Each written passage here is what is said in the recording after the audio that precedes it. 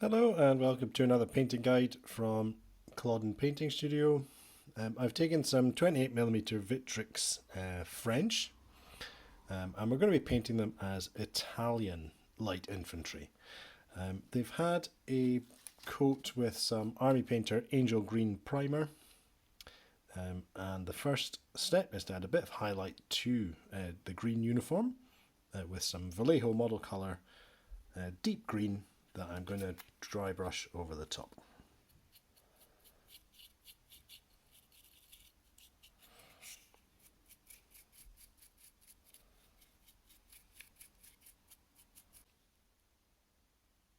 This is some Army Painter Fur Brown.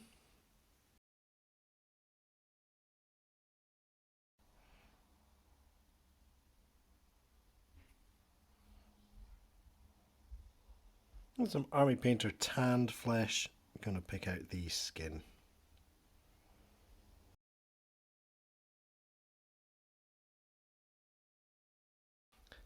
Some Vallejo Black Grey. And do the shakos, including oilskin covers where necessary. We've got the bayonet sheath there and the cartridge box. See that better on the back there.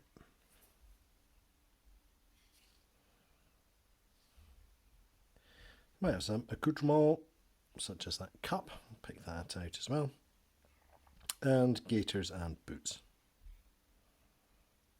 Get them all painted in black grey. Some Vallejo Game Extra Opaque Heavy Sienna.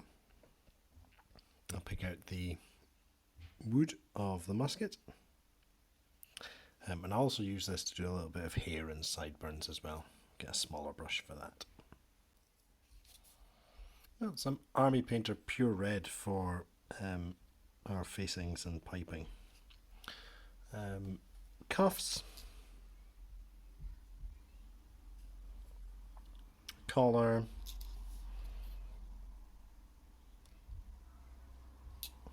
Piping on the lapel. And piping on the turnbacks and pockets.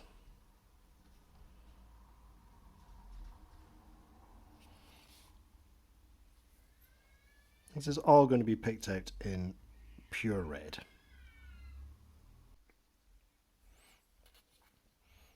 I feel like the kneeling model here has a better example of the piping that's nicely sculpted on the pockets there to pick out in the pure red. And there's also the shoulder flaps as well, piped in red. This colour is different depending on which regiment. I should have said earlier that this is the second light infantry regiment. Got some Vallejo light brown, and this is going to be for any of the kit he's carrying with him, such as water bottle and the strap it hangs from.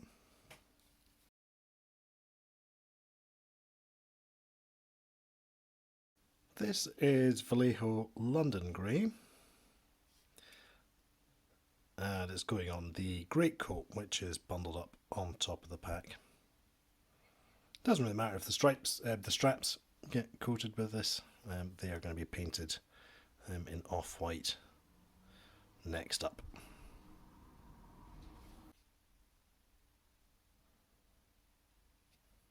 There's a cross belt to the bayonet sheath, as well as straps on the musket for the pack running over the shoulder.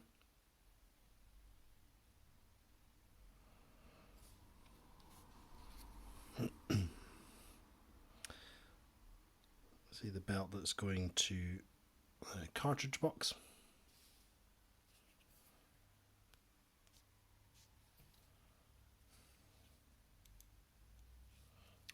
Part of the backpack strap. Then on the pack itself we have straps over the fur. There's straps holding the greatcoat in place, 3 of them. And also we're going to paint on a white border where the pack's been stitched. So that was a lot of off-white to apply. Do all the straps there. Let's give you a quick look at the pack where we've got lots of the details to put in with the off-white. Now taking care of the metallics on the model, some Army Painter plate mail metal. I'm going to pick out things like buttons, metal on the musket, and things like the chin straps on the shackle as well.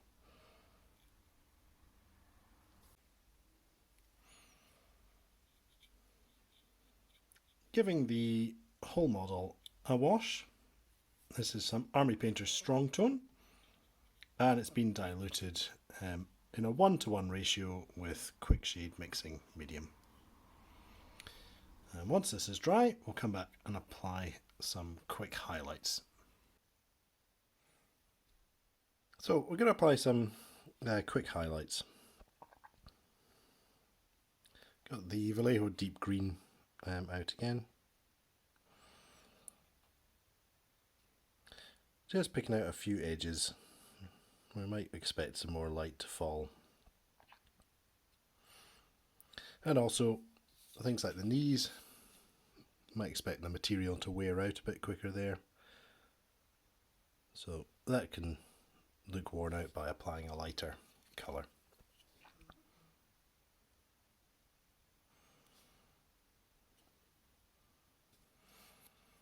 To highlight the skin, going across to Army Painter range with some Barbarian flesh.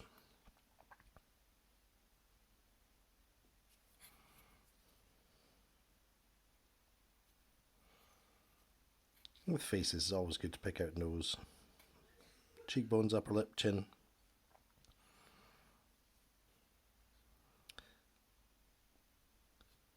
And if you can get the knuckles and fingertips as well, just helps add an extra bit of definition on the hands.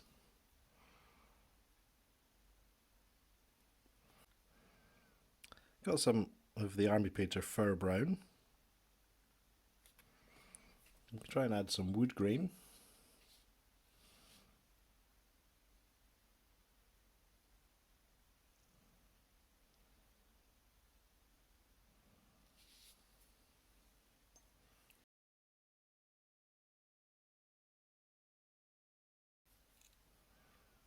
Add a little highlight for the hair.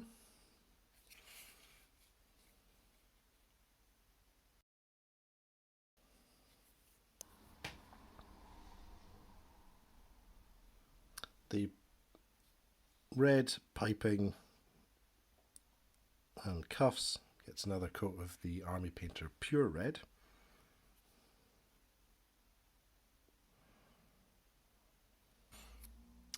I'm going for quite a stark highlight on the black, or the black grey if you like, with some Army Painter Wolf Grey. Keeping the lines really quite thin.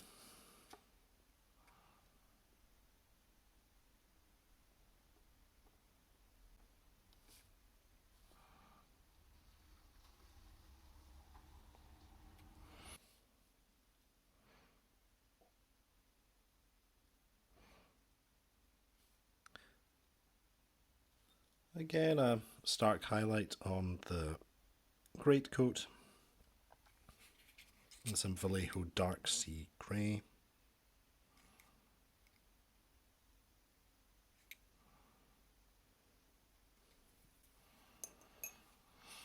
I will follow this up across all the models, highlighting the off-white. It's back with the base colour.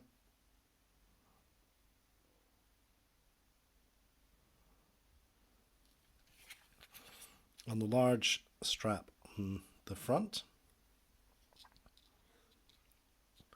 trying to keep a darker line in the middle is quite effective.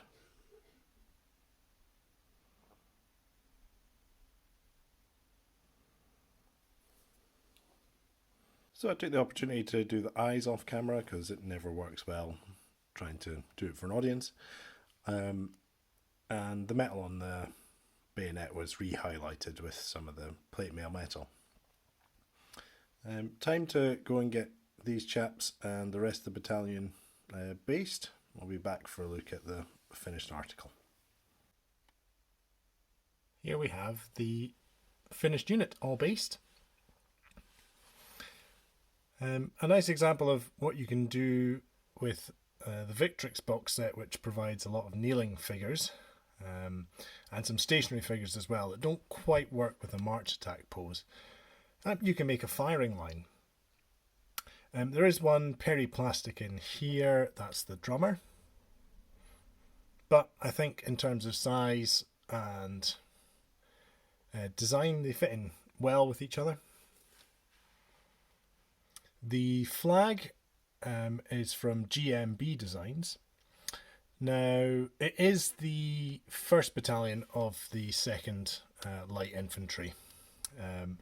The 2 battalions that were sent across to Germany were actually the 3rd and 4th Battalions of the 2nd Light, but I can't find commercially available flags for them, so I'm quite happy to use this one for the 1st Battalion.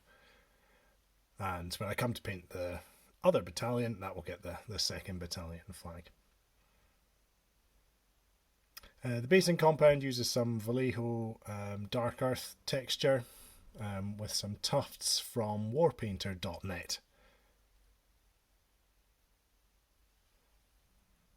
I hope you've enjoyed watching this video with a guide to Napoleonic Italian Light Infantry post 1812.